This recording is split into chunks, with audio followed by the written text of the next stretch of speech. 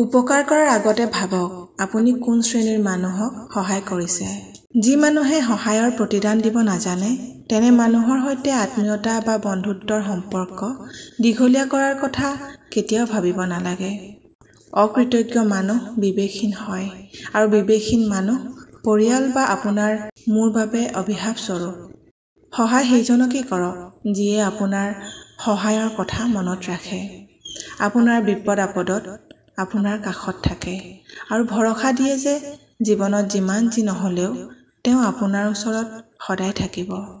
কিছুমান অতি আপোন যেন লগা মানুহে হঠাতে আমাৰ লগত বেইমানি কৰে, আমি কৰা সহায়ৰ কথা পাহৰি যায়। এইটো একো নতুন ঘটনা নহয়। যি মানুহে সহায়ৰ কথা পাহৰি যায় সেইসকল লোকক বাৰম্বাৰ বিশ্বাস নকৰিব। সেইসকলৰ ওপৰত ভৰসা কৰি আপুনি চলা মানে বিপদত আপুনি বেয়াকৈ সোমাই পৰাহে হয়। আমাৰ জীৱনত বহুতো এনে বস্তু আছে যিবোৰক আমি সলনি কৰিব নোৱাৰো।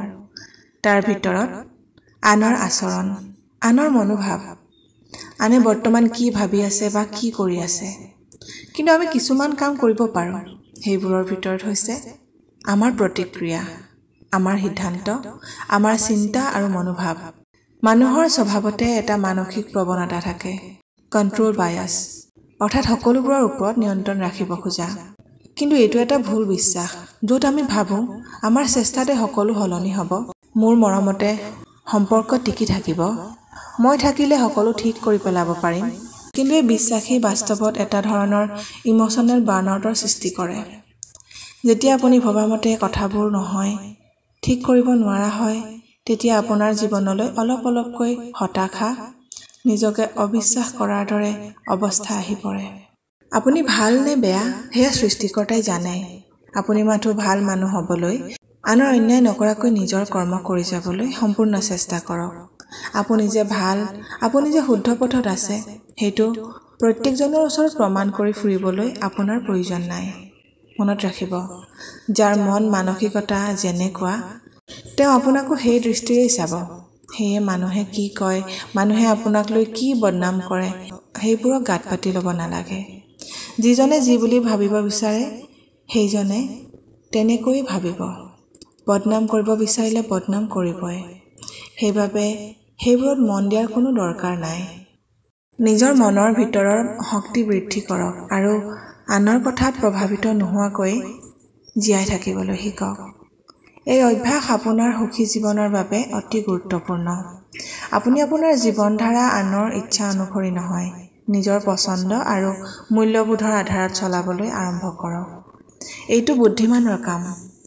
আনৰ মতত প্ৰভাৱিত হোৱা বা তেওঁলোকৰ মতামত অনুসৰি আপুনি আপোনাৰ জীৱনধাৰা সলনি কৰা মানে মাজবাটত বৰ বেয়াকৈ কষ্ট পাবলগীয়া হ'ব পাৰে।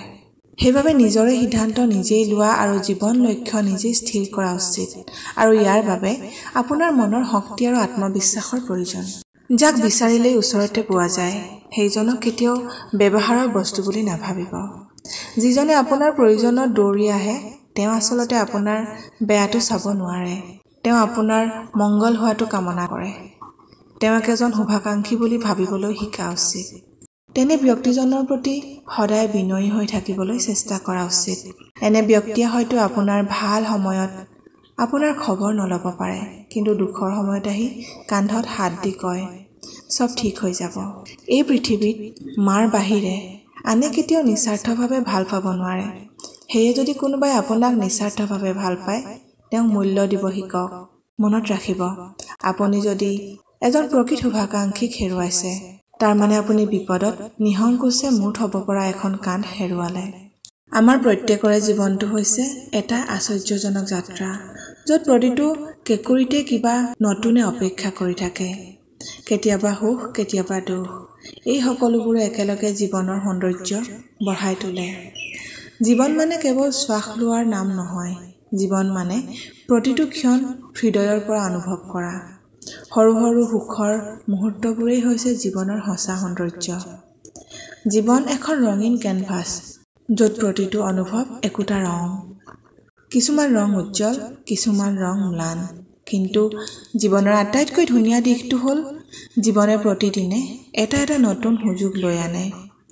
যি কালি পাৰ হৈ গ'ল সেয়া কেৱল এটা স্মৃতি আৰু যি আহি আছে সেয়া এটা নতুন কাহিনী ৰচাৰ সম্ভাৱনা।